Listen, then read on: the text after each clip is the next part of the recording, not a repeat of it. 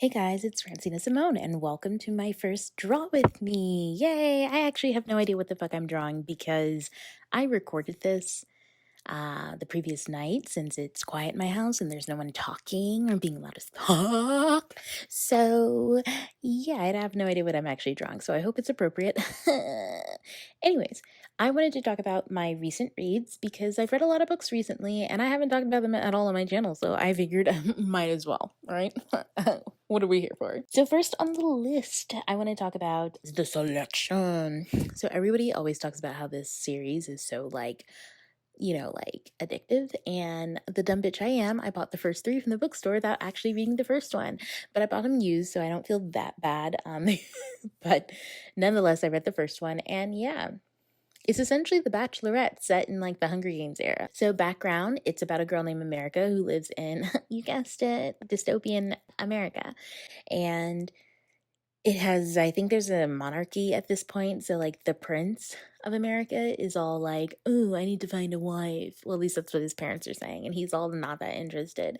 And so they essentially start The Bachelor or The Bachelorette. I don't remember which one is which. I think it's The Bachelor. Anyways, they do The Bachelor for him and it's televised and all that kind of stuff. And all these girls go. And the only reason why our dear friend Amanda goes, because she don't want nothing to do with no kind of prince, is because if she gets picked or if she's there for so long, her family can move up in class. And if she wins or if she's like one of the final three girls, she can move up to like one of the highest class systems. And her family poor as fuck, so that's kind of why she does it. And yeah, that's the book in a nutshell. I thought it was interesting. I really enjoyed it. It was really fast and really quick, but also kind of dumb as rocks.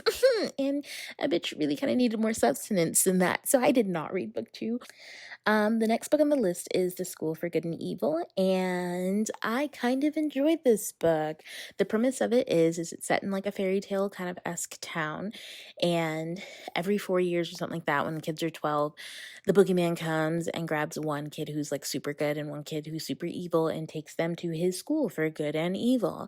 And then they kind of play out this fairy tale world, and then like the bookstore gets delivered a bunch of fairy tale books, and sometimes they see the kids and sometimes they don't, because I guess sometimes some kids be dead.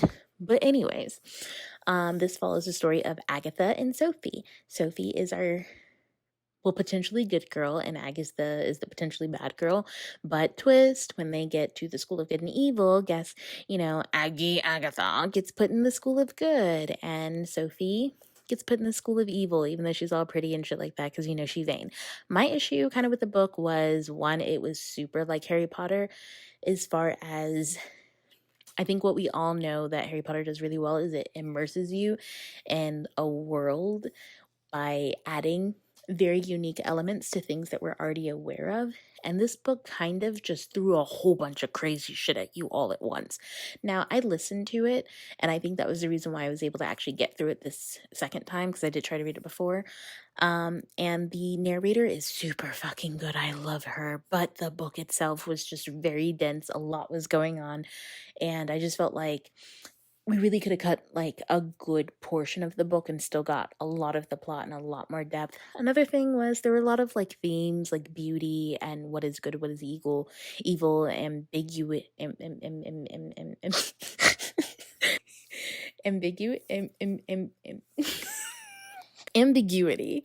So there we go. There were lots of themes, but I felt like the themes weren't really explored heavily, and I don't know, that just kind of rubbed me the wrong way, because I was like, look, I was hoping for some deepness here, and instead I got a whole bunch of crazy ass shit that I wasn't really looking for. So I tried to read book two, but it just was really redundant, especially based off of how book one ended, where I was just like, nah bitch, I'm out, peace. And that's how that ended. Okay, anyways, I digress. Next on the list, I read The Gracier, and The Gracier by Kim Liggett. It was really good. It's kind of like a dystopian. It reminds me of The Village meets like The Handmaid's Tale. And yeah, the premise of it is that there's this little town and it's real backwards as fucking and like it's the patriarchy.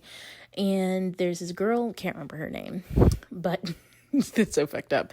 But she is turning 16, and all 16-year-old girls go through something called the Grace Year. And it's where they get sent out of town into the middle of nowhere and have to survive for a fucking year off of the land and, God's good senses. And, the girls get to their middle of the nowhere spot. Shit's crazy and fucked up, and they get all crazy and fucked up.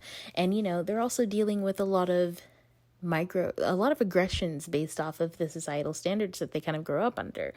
And it's very dystopian, it's very feminist, it's crazy. What I really enjoyed about the book, first off, I want to say, is the discussion on change and how change is made, and that just because you see something as a problem doesn't mean that you're the only one fighting for change, or just because you think that change needs to happen in this huge fucking I want to say visual way, like everything's crazy and people are gonna just change and we're gonna make a big fuss about it and we're just gonna be loud. That's the key word, is loud.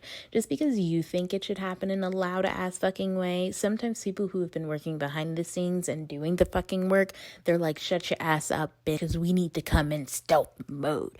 And I really appreciate that kind of message. It was just very intricate and complex, and I like the complexity, and that sometimes things do take time. I'm not saying that that's how I personally operate, because I'm a loud bitch, but I appreciate the dialogue on that. Overall, there was a romance in the book that I could have lived without, so there's that. But it was a good book. It was a good read. Everybody says dystopian's dead. I'm like, bitch, you're dead. Anyways, now I do have some other stuff that I want to read and I want to get done, so I'll probably do another one of these. By the way, since it's a draw with me, obviously you notice that I've been drawing comics lately. And if you want to see more of them, you can always look at my Instagram. I've kind of turned that into my toon haven as of lately. I do a lot of sketches and some scripts, but mostly I write a story, and it's called Mr. Kitty's Multiverse Adventures. And Mr. Kitty is a catnip addicted crackhead, and he travels through the multiverse trying to get his catnip. So that's his story, and that's kind of what you can expect from me. No, but seriously, they're a lot of fun to write. I have a shit ton of fun. I don't know. This is kind of how I wind down from doing most of my work. But yeah, I just have so much fun. And I also opened up a Patreon, so if you do happen to like them, throw a bitch $1, please. Thank you. On my Patreon, I have 3 tiers, but for the most part, if you throw me $1, I give you 1 extra script weekly, and it's exclusive, so you can only see them on Patreon, and they're funny, some of my best work, so go ahead and support a bitch. Other than that, the only other news that I have is that a cover reveal for Smash It is coming soon. I just got word from my publisher that the cover, I can reveal it and show everybody, which I've been super fucking excited to do for the better part of it. This year, which has only been 20 days. I'm such a dumb bitch, I'm sorry. Anyways, I'm excited to show you guys, so stay tuned for in February. I will finally get to unveil it in front of the whole world, and it'll be amazing. And that's about it. So yay. Don't forget to pre-order. Go ahead to Amazon. Actually, here's a link right there in the description box. Pre-order, smash it.